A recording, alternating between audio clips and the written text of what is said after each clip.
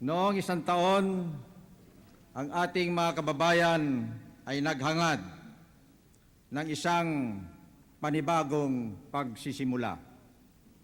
Ngayon, tapatan nating masasabi na nabigyan natin ang ating bansa ng bagong pag-asa. A year ago, our people asked of us a new beginning. Today we can truly claim we have given our country that fresh start. We have arrested the decline of the economy and the national spirit, which had so demoralized our people. We are concluding a just and honorable peace with the military rebels, the insurgents, and the southern secessionists. A new spirit of cooperation existing between Congress and the Presidency, for which I appreciate to you, ladies and gentlemen of Congress, with deepest gratitude, has avoided the gridlock which obstructed policy making in previous administrations. And this is as it should be. Executive and legislature are not meant to function in confrontation with each other. Our investors and businessmen can almost take political stability for granted once again. The stock market has reached a high record.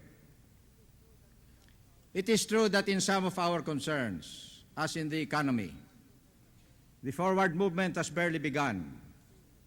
There is still so much to be done. But today, I can report to you of a country and people renewed in purpose.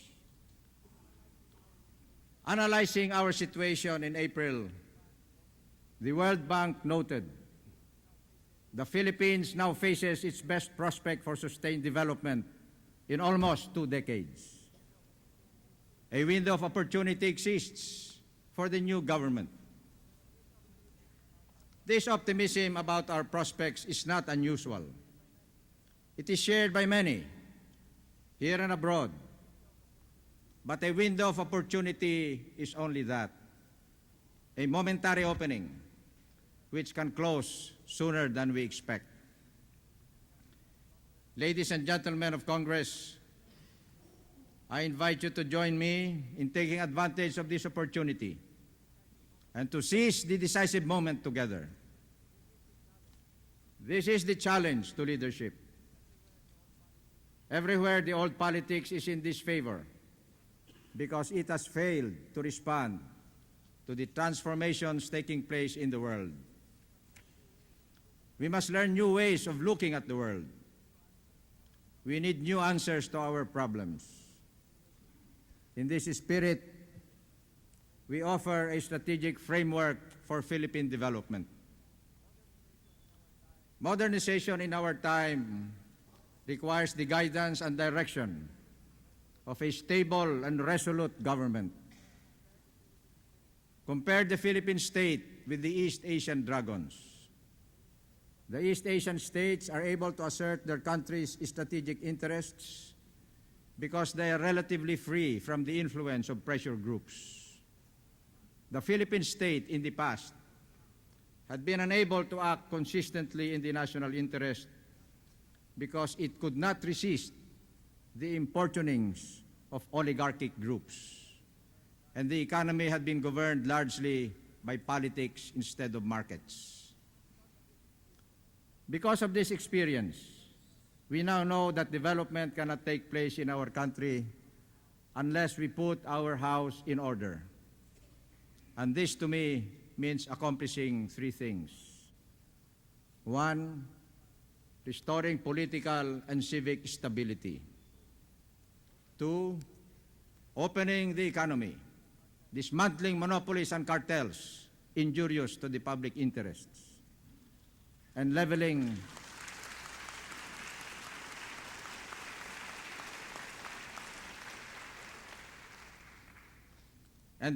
the playing field of enterprise. 3, addressing the problem of corruption and criminality.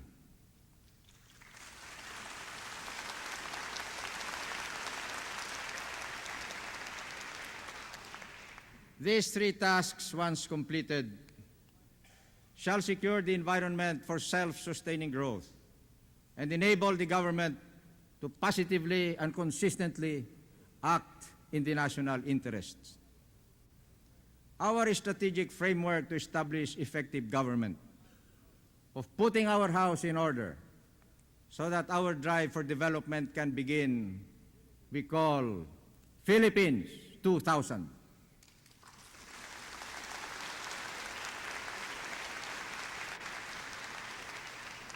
Philippines 2000 has two components. The first is the medium-term Philippine Development Plan for 1993 to 1998. Guided by the principle of people empowerment and global excellence, it proposes specific policies and programs to stimulate economic activity and mobilize the entrepreneurial spirit in ordinary Filipinos. I strongly urge your approval of this medium-term Philippine Development Plan. The second component of Philippines 2000 addresses the larger environment, the political, social, and cultural climate in which economic growth must take place.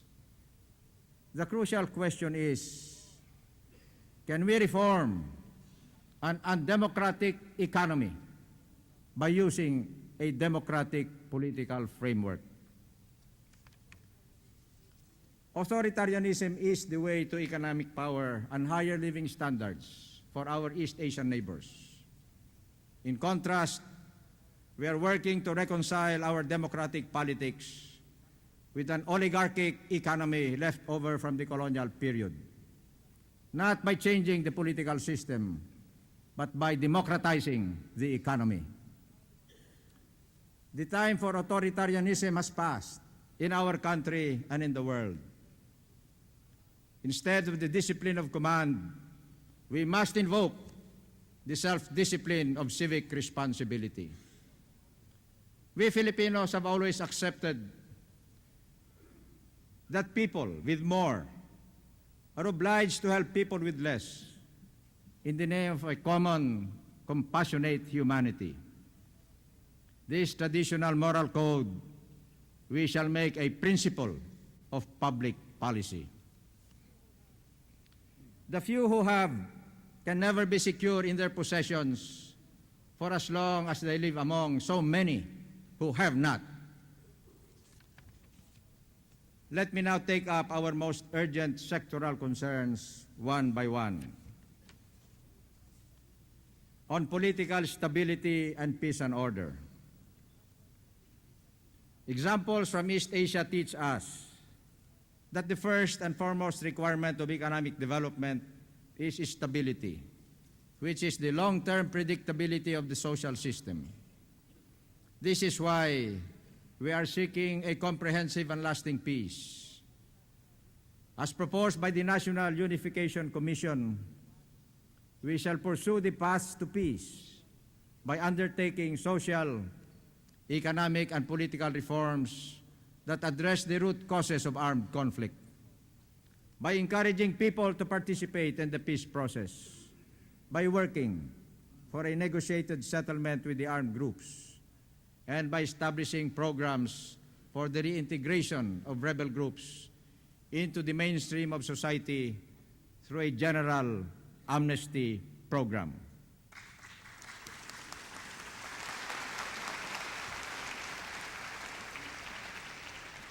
At the same time, let us effect the modernization of our armed forces.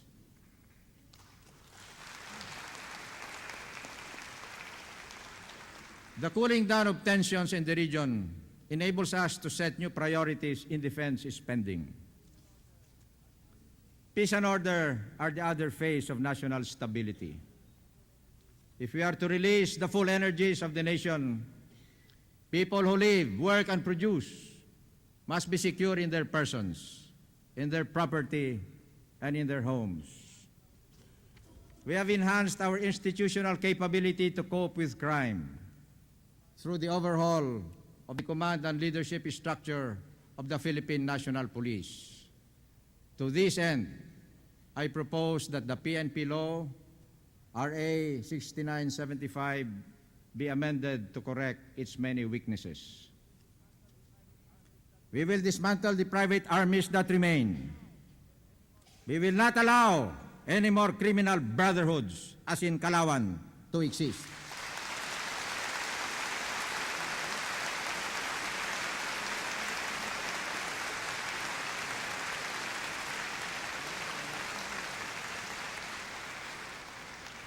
This includes purging local police forces of scalawags and bullies. Last year, I proposed to restore the death penalty. I urge you to enact that measure as soon as possible.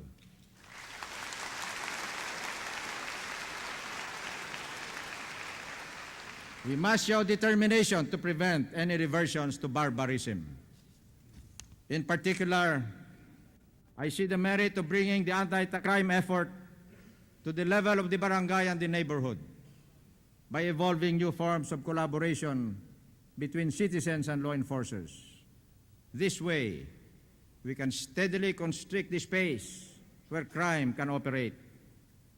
The challenge is clear. Crime can only come under full control when criminals, in or out of government, know we are going to catch them, convict them, and jail them.